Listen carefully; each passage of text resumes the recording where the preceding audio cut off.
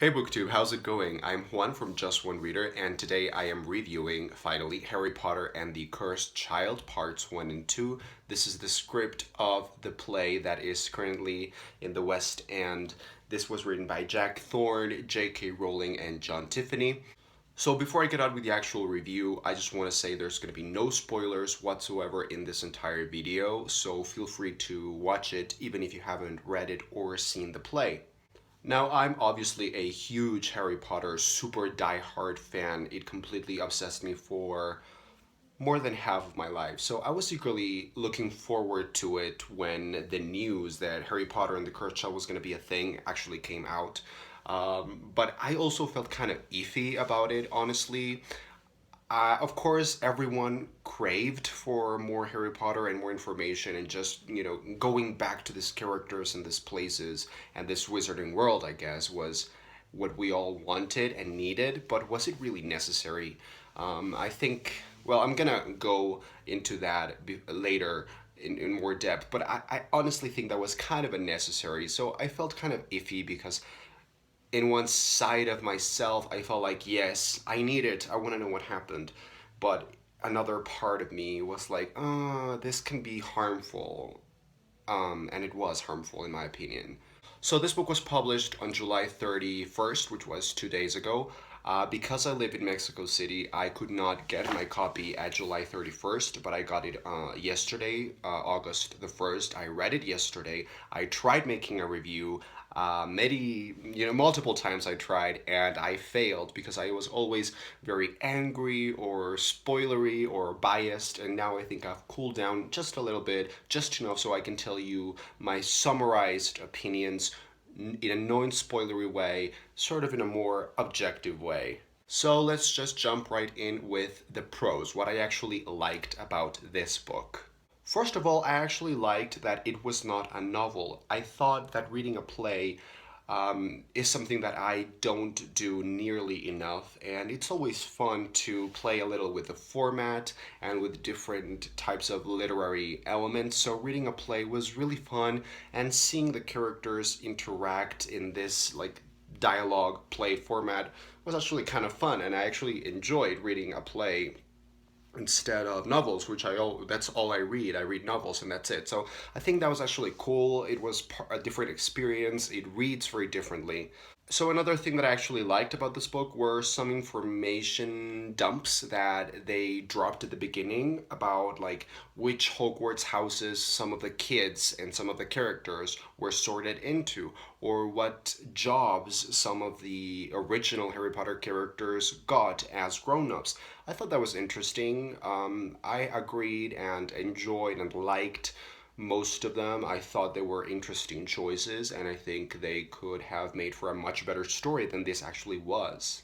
Another thing that I liked was the drama between Harry and Albus, his son. Without going into spoilerific territory, I just wanted to say that a large portion, if not the central aspect of this book, focuses on Harris being a father and Albus being the son of Harry Potter. So I really like the interactions. I love the conflict. I loved. I didn't love, but I thought it was interesting. I thought that was clearly the right direction to go, and I think that had the book stayed in that path, it would have been much better, but it wasn't. It didn't. And I thought the result was clearly counterproductive because if they had actually gone with the family drama, character driven conflict, this would have been quite successful.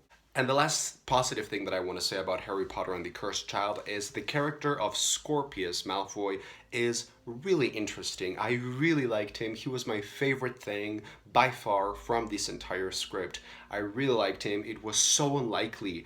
It was so wonderful to have him be Draco's son. It was just an unlikely choice for that, but in a good way. So I really enjoyed that. I think he was a really interesting character.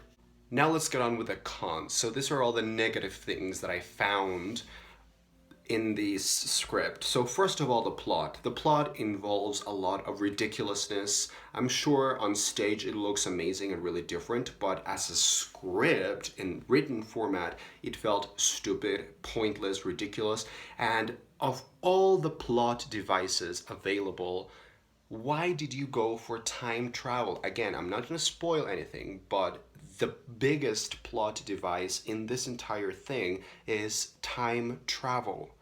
Why? I mean, Harry Potter and the Prisoner of Azkaban is a wonderful novel that everyone loves. We adore it.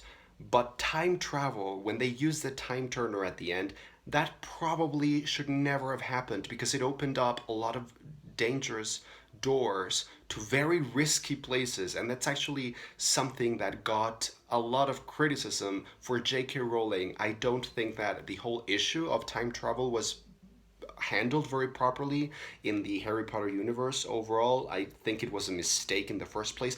And why, oh God, why bring it up in the next story? That was just stupid, and the plot was ridiculous and very fast paced, and we sort of forgot about character development or real character interaction, and that sort of left a lot to be desired, honestly. So another thing that I really disliked about this script were the characters. I thought the characterization did not feel authentic.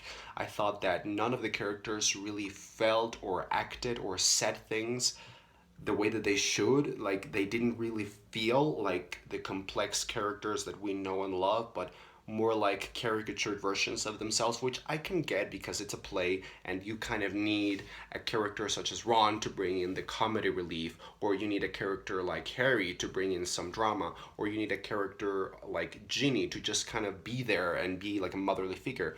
So I get that because this is a play and this is the script, we get that version, but I just didn't like it. And the last thing I want to say without spoiling it is the thing with Voldemort. If you have read this or seen this, you know what I'm talking about. It's huge. It's a huge major plot point in this ridiculous thing.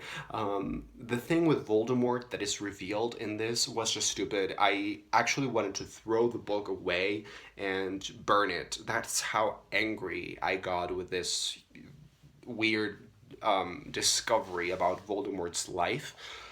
That was actually kind of annoying and disrespectful and dishonorable from, I mean, from the creative team. That just felt very false and not authentic and not real, and most importantly, I think it really doesn't match with the backstory and the personality and the entire idea of Voldemort and who he is, and everything that J.K. Rowling built for Voldemort in the seven book Harry Potter series was actually kind of destroyed by this idea that they give us here about Voldemort. So those are the things that I liked and the things that I disliked. Now, was it necessary? Was Harry Potter and the Cursed Child necessary or not? And I think I wanted to go back to the ending of Harry Potter and the Deathly Hallows because I thought that from there, right from there, things were not handled properly. I thought that the Battle of Hogwarts was great, everything was fantastic, but then I felt like we didn't really get a lot of closure. It was just climatic scenes and then nothing. Just Harry going up to sleep to Gryffindor common room, and that was the end of it. I felt like we needed like 3 or 4 more chapters of conclusion, closure, get some sense of what's happening afterwards. I felt like that was handled very poorly by J.K. Rowling, and then she gave us this really ambiguously open epilogue, which I know I love that epilogue. It's really touching and heartwarming and really moving. If you see the movie version of that, it's a wonderful scene. What with the performances of the actors who have aged, and the Hogwarts Express moving away from the King's platform 9 3/4 as the camera zooms in on the trio and we listen to the famous Harry Potter theme song. That is an emotional punch to the heart. It's wonderful. But my question is, was it really necessary? And I think the answer is no, it was not necessary. We did not know, we did not have to know so much. I think J.K. Rowling should have kept it to herself.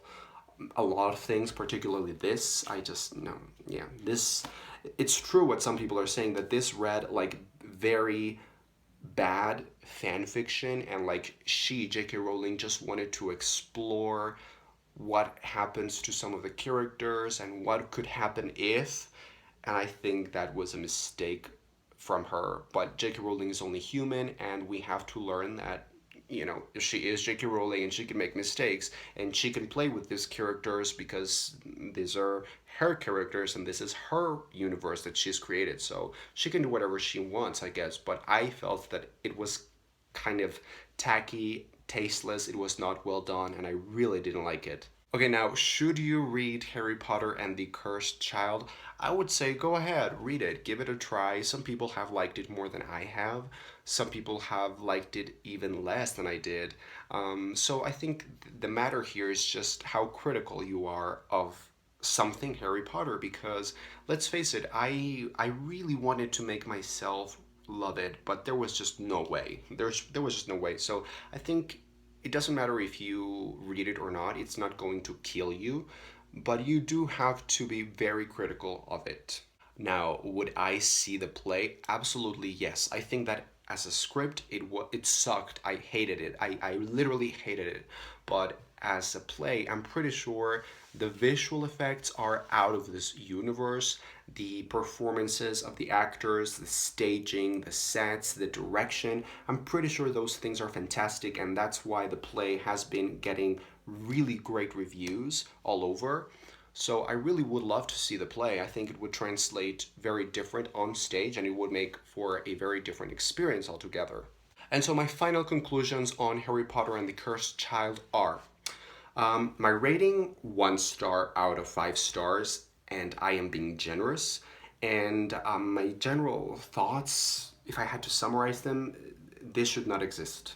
This should not exist. I found it to be very humiliating, annoying, pathetic, and really disrespectful, because the creative team that came up with this idea, with this eighth story in the Harry Potter thing, are messing with things and people that are really important to many of us. Like, there's millions and millions of people who have a very strong emotional connection to these characters and the wizarding world, and I think that they should have been much more careful about that, because it really messes you up, kind of.